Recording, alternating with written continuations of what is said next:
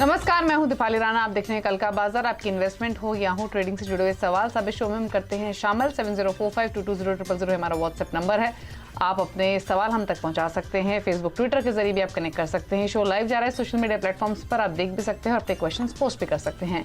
आज हमारे साथ manasjaiswal.com के टेक्निकल एनालिस्ट मानस जायसवाल हैं।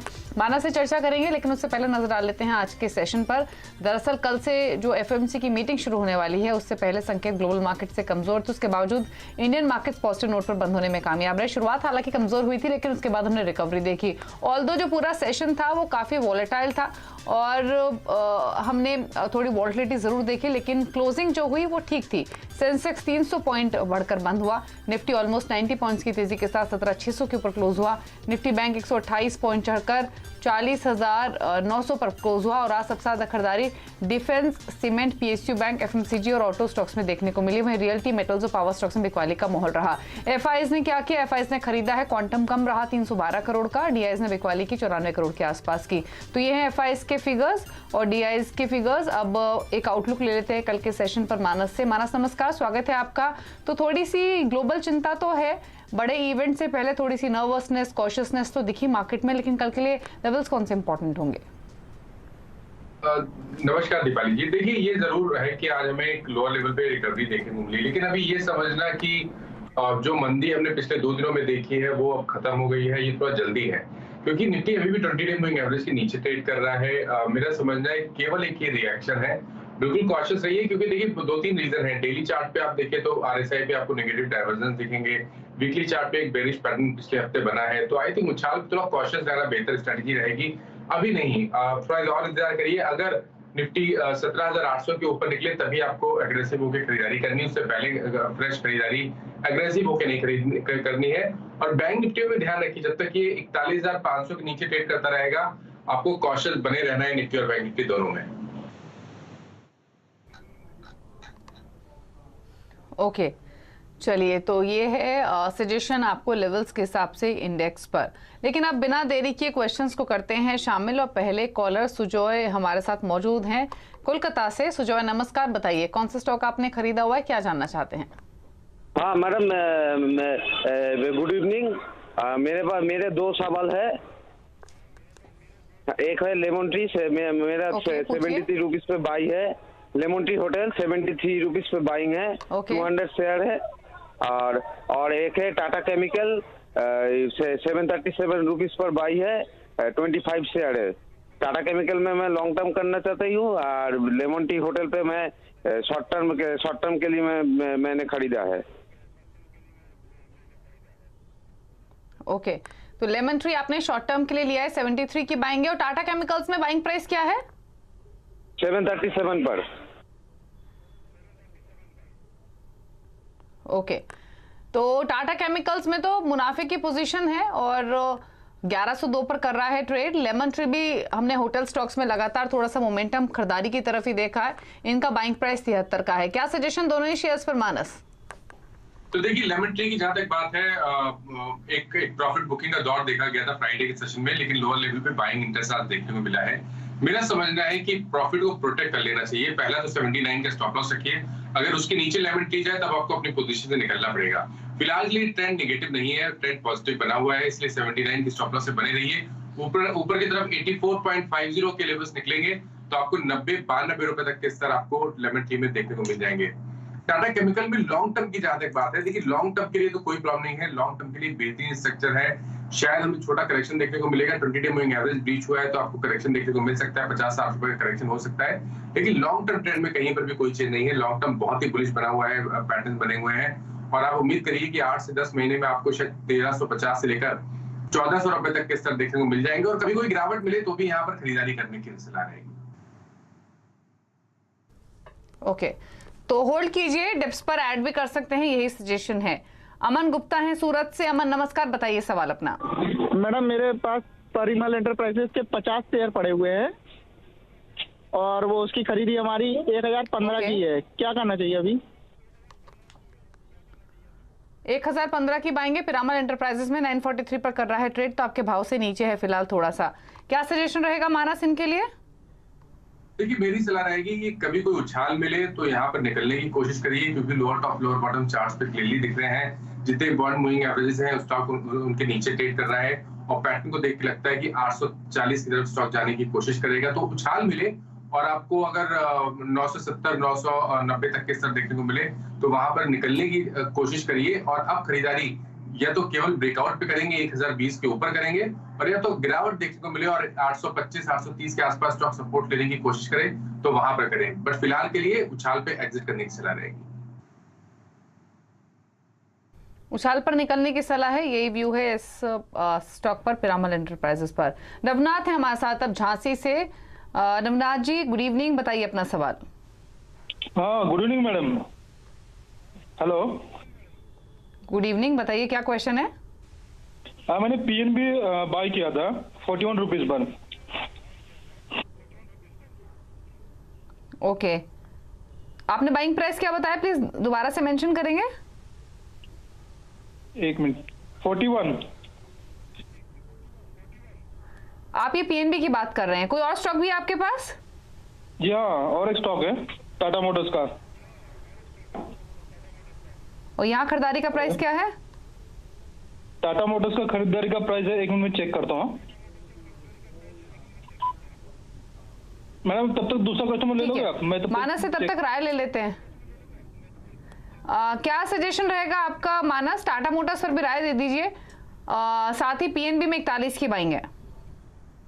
देखिए पीएनबी की जहां तक बात है ये तो बहुत ही स्ट्रॉन्ग अप ट्रेंड में है। High top side bottom charts पे क्लियरली दिख रहे हैं। वीक मार्केट में भी स्टॉक ने आउट परफॉर्म किया, बढ़िया मूव देखने को आज भी हमें मिला। हालांकि हाई लेवल पे प्रॉफिट बुकिंग देखने को मिली है, लेकिन मेरा समझना है कि स्टॉक तैयार है अब 45 से लेकर 47 के लेवल्स को टेस्ट करने के लिए। तो पीएनबी में बने रहने की सलाह रहेगी। स्टॉप लॉस रखना पड़ेगा इनको 38.50 का, उसके नीचे आपको पीएनबी में स्टॉप लॉस रखना है। जब एक बार टाटा मोटर्स की देखिए, टाटा मोटर्स का अगर हम बिल्कुल शॉर्ट टर्म ट्रेंड की बात करें तो वो नेगेटिव लगता है। लोअर बॉटम दिख रहे हैं, 200 डे मूविंग एवरेज के नीचे ट्रेड कर रहा है। बहुत ज्यादा इनको लॉस नहीं है। मेरा समझना है कि अगर इनको कल के सेशन में कोई उछाल मिले तो वहां पर निकलने की राय रहेगी टाटा मोटर्स से। और अब खरीदारी केवल तभी करेंगे जब 441 रुपए के ऊपर टाटा मोटर्स निकलेगा। ठीक है, तो टाटा मोटर्स में नई बाइंग 441 पार करने पर करनी है। फिलहाल आप होल्ड कर सकते हैं। ये व्यू आपको मिला है इस स्टॉक पर, जो कि काफी समय से अंडर परफॉर्मेंस और दिखा रहा है। अगले कॉलर से कनेक्ट करते हैं। किशन प्रजापति हैं बॉम्बे से। किशन जी गुड इवनिंग, बताइए अपना सवाल। जी मैंने बालमा लॉरी लिया हुआ है 129 के प्राइस में, 372 शेयर है, तो क्या करना चाहिए? ओके, तो 129 की आपकी बाइंग। आज तो ये स्टॉक 7-8% टूट गया, पीएसयू स्पेस की कंपनी। मानस क्या सजेशन है इस स्टॉक पर? देखिए काफी सरप्राइज मूव मिला, क्योंकि इससे पहले अगर आप फ्राइडे सेशन से पहले के सेशन देखिए तो स्टॉक लगातार हाई टॉप साइड बटन बना रहे थे। तो पहला इंडिकेशन तो फ्राइडे के सेशन में आ गया था, क्योंकि वहां पर इवनिंग स्टार पैटर्न बना था डेली चार्ट्स पे। उसके बाद आज एक गैप डाउन ओपनिंग देखने को मिली, 200 डे और 50 डे मूविंग एवरेज के नीचे स्टॉक फिसला है। मेरा समझना है कि कभी कोई उछाल मिले तो यहाँ पर अब निकलने की कोशिश करिए। शायद आपको गिरावट बढ़ते हुए दिखे और 112 रुपए तक के स्तर भी देखने को मिल सकते हैं। तो अगर उछाल मिले और 120-122 की रेंज देखने को मिले, क्योंकि उसके ऊपर रेजिस्टेंस दिखता है, तो 122 के आसपास के भाव देखने को मिले तो वहां पर निकलने की कोशिश करिए। और अब खरीदारी केवल और केवल 127 रुपए के ऊपर करनी है। ओके, 127 का लेवल इंपॉर्टेंट रहेगा, वो पार करेगा तो तेजी बनेगी। नई बाइंग भी कर सकते हैं, लेकिन उन लेवल्स के बाद। मिथिलेश कुमार हमारे साथ गया से मौजूद हैं। कुमार साहब नमस्कार, बताइए आपने कौन सा स्टॉक खरीदा हुआ है, क्या जानना चाहते हैं? जी नमस्कार मैम, मेरे पास सोना कॉम का 200 शेयर्स है 737 पे, और दूसरा एक और है IEX का 100 शेयर 300 पे। IEX आपने बताया दूसरा स्टॉक? Yes ma'am. और यहाँ पे बाइंग प्राइस 300 आपने मेंशन किया? Yes ma'am, 300। ओके, और आपकी ये IEX में बाइंग कब की है, कुछ बताएंगे एक बारी? बाइंग एक पूरे टाइम हो गया, लगभग 3-4 महीने हो गए, ज्यादा हो गया, आई थिंक 5-7 महीने हो गया। अक्टूबर के आसपास इसका ये भाव होता था 300-310 के, तो इसके 52 वीक हाईज हैं इनफैक्ट। तो दोनों ही स्टॉक्स में मानस, सोना BLW हो या IEX, है तो हालांकि दोनों इन्वेस्टमेंट क्वालिटी के स्टॉक, लेकिन पेन बस यही है कि इन्होंने दोनों बहुत ऊपर के भाव पे ले लिए और मिड कैप्स में हमने प्रॉफिट टेकिंग देखी है और वो इन स्टॉक्स में भी रिफ्लेक्ट हुआ है। अब क्या करना है इन्हें? देखिए आईएक्स में तो रिवर्सल के साइन बहुत पहले देखने को मिल गए थे, मेरे ख्याल से उनको उसी टाइम निकलने की कोशिश करनी चाहिए थी। लेकिन अब अगर हम बात करें तो देखिए जुलाई से लेकर अभी तक स्टॉक लगातार 150 148 के आसपास सपोर्ट ले रहा है, तो बहुत ही बर्न सपोर्ट है। अगर ये 148 के नीचे फिसला तब गिरावट बढ़ेगी और शायद उस केस में आपको 120 तक के स्तर भी देखने को मिल जाएंगे। तो बिल्कुल अलर्ट रहना चाहिए। अगर 148 के नीचे निकले तब अपने लॉस बुक करके इनको निकलना ही पड़ेगा, कोई और ऑप्शन नहीं समझ में आता मेरे को चार्ट्स पे। दूसरा ऑप्शन ये है कि अगर उससे पहले कोई उछाल मिले और स्टॉक 165 के ऊपर निकल जाता है तब आप बने रह सकते हैं। तो आपको स्टॉप लॉस फिलहाल के लिए 148 तक ना है, बने रहिए। अगर 165 के लेवल ब्रेक होंगे तब आप एक उम्मीद कर सकते हैं कि आपको 200-210 तक का बाउंड बैक देखने को मिलेगा, लेकिन ट्रेंड निगेटिव लगता है। सोना कॉम की जहां तक बात है, देखिए यहाँ पर भी ट्रेंड निगेटिव है, lower top lower bottom chart पे दिख रहे हैं और एक स्टॉक ने एक सपोर्ट जो कि 520 रुपए के आसपास था उसको भी ब्रीच किया है। मेरे हिसाब से यहाँ पर गिरावट बढ़ सकती है, 485 के लेवल्स देखने को मिलेंगे। यहाँ पर भी उछाल पे निकलने की सलाह रहेगी और खरीदारी केवल 550 के ऊपर करनी है। ओके, तो दोनों ही स्टॉक्स पे राय आपको दी गई है, स्टॉप लॉस भी सजेस्ट किया गया है और मानस ने टेक्निकली दोनों पर अपनी राय मेंशन कर दी है। रविंद्र है हमारे साथ फोन लाइन पर मुंबई से। रविंद्र नमस्कार, बताइए अपना सवाल। नमस्कार। मैंने IFCI 1995 में लिया था वो 56 रुपीज में। Whether I have to hold the IFCI and again Reliance Communication भी मैंने लिया था, वो 700 शेयर मेरे पास है, क्या होल्ड करे क्या करे? और दोनों ही स्टॉक्स आपको भर भर के नुकसान दे रहे हैं। IFCI 50-56 रुपए की आपकी बाइंग 10 रुपए पर हो चुका है और रिलायंस कम्युनिकेशन तो अब 2-2.5 रुपए पर ट्रेड करता है। तो मानस अब इससे ज्यादा क्या बुरा ये देखेंगे? मैक्सिमम कैपिटल लॉस ये खा चुके हैं दोनों ही स्टॉक्स में, अभी रख लें जो भी क्वांटिटी है या निकल जाएं? देखिए इसीलिए चाहे आप ट्रेडर हो चाहे इन्वेस्टर हो, एक बात हमेशा ध्यान रखनी है कि आपने कभी भी कोई स्टॉक में निवेश किया हो या आपने ट्रेड किया हो, उस स्टॉक के बारे में जाने जरूर। अगर आपने आंख बंद कर ली उस स्टॉक को खरीदने के बाद, तब ऐसे ही हालात हो जाते हैं जो कि आरकॉम या IFCI के साथ हुआ है। मैं इनको यही सजेस्ट करूंगा कि अब निकलने का कोई मतलब नहीं बनता है। एक बार फंडामेंटल से करें, टेक्निकली चार्ट्स पे दोनों कंसोलिडेट कर रहे हैं, कहीं पर भी कोई भी उम्मीद ऐसा मेजर बाउंड बैक की नहीं लगती है, तो आई थिंक फंडामेंटल से करना बेहतर रहेगा। ओके, अगले कॉलर से बात करेंगे। अशांक गुप्ता हैं दिल्ली से। गुप्ता साहब गुड इवनिंग, बताइए अपना सवाल। Good evening ma'am. मैंने एडलविल्स के 200 शेयर लिए थे, 67 पॉइंट बेच सकता हूँ। दूसरा मैंने गेल का लिया था 92.55 पे, और तीसरा वेदांता का लिया है मैंने 70 शेयर 309 के रेट पे। 309 पर वेदांता है, 92 के बाइंग प्राइस पर कौन सा स्टॉक आपने मेंशन किया? मैम गेल। और ये सब आपके ट्रेडिंग व्यू है? जी। तो ट्रेडिंग का नजरिया मानस 309 पर वेदांता, गेल 92 पर इन्होंने खरीदा हुआ है और साथ ही एडलवाइज है 67 के बाइंग प्राइस पर। तीनों पर एक एक करके बताइए क्या ट्रेडिंग व्यू है। देखिए ट्रेडिंग व्यू के हिसाब से गेल ने एक बहुत ही बड़ा सपोर्ट आज ब्रीच किया है, 20 डे मूविंग एवरेज के नीचे फिसला और पैटर्न को देख के लगता है कि शायद ये अब 87 की तरफ जाने की कोशिश करेगा। तो कल ध्यान रखिए, अगर यहाँ पर आपको 89 के नीचे ट्रेड होता हुआ गेल दिखे तो अपनी पोजीशन से निकल जाए तो बेहतर रहेगा, क्योंकि उसके बाद करीब 5 से 6 रुपए का डाउन साइड और देखने को मिल सकता है। वेदांता की जहां तक बात है, देखिए वेदांता अभी तक मीडियम टर्म के लिए तो नेगेटिव नहीं लगता है, लेकिन शॉर्ट टर्म के लिए क्योंकि 100 डे मूविंग एवरेज बीच हुए हैं, इसलिए आप उम्मीद करिए कि 264 के आसपास तक फिसल सकता है। तो यहाँ पर अगर 279 के नीचे के भाव आपको देखने को मिले कल, तो यहाँ पर भी निकलने की सलाह रहेगी। तीसरा स्टॉक इन्होंने एडलवाइज बताया, जहां पर 2 या 3 दिनों के करेक्शन के बाद स्टॉक ने 20 डे मूविंग एवरेज पे सपोर्ट लिया है। मेरे हिसाब से यहाँ पर बने रहिए। 200 डे मूविंग एवरेज 62 है, उसके नीचे आपको 61 पे स्टॉप लॉस रखना है, बने रहने की सलाह रहेगी। अगर ये 67 के ऊपर सस्टेन करेगा तो आपको शायद 72 से 75 तक के भाव वापस देखने को मिल जाएंगे। ओके, चलिए तो आपके तीनों स्टॉक्स पर राय दी है मानस ने। अगले कॉलर से कनेक्ट करते हैं। विकास शर्मा दिल्ली से हैं। विकास गुड इवनिंग, बताइए कौन सा स्टॉक है आपके पास?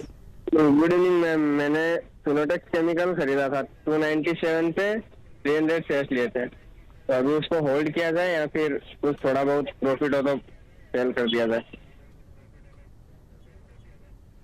फिनोटेक्स केमिकल 297 की बाइंग है, 332 पर ट्रेड हो रहा है, थोड़ा मुनाफा है 35 रुपए ऊपर इनके भाव से। मानस लेना है मुनाफा या रखना है अभी भी? माफ करिएगा, मैं इसके चार्ट्स नहीं देख पा रहा हूँ। फिनोटेक्स केमिकल्स नहीं, सॉरी, मैं इसके चार्ट्स नहीं देख पा रहा हूँ।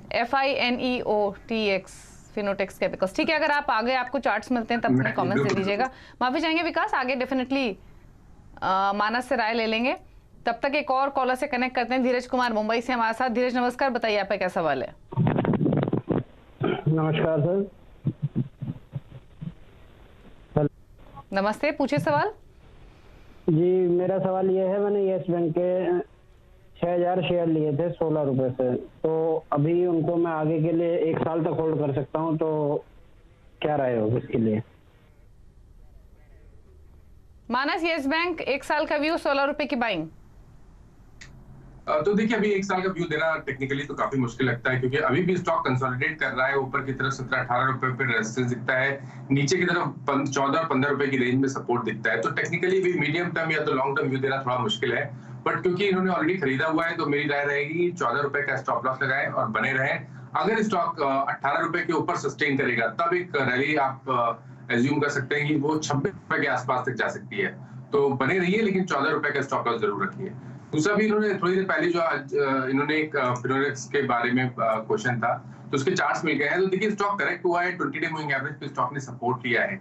अब यहाँ पर अगर 320 के नीचे फिसलेगा तो आपको गिरावट बढ़ती हुई दिखेगी, इसलिए 320 का स्टॉप लॉस लगाएं। उसके नीचे जाए तो स्टॉक से निकलने की कोशिश करें। और अब रैली फिर से रिज्यूम होगी 348 के ऊपर, उसके ऊपर 400 रुपए के भाव आपको वापस देखने को मिल जाएंगे।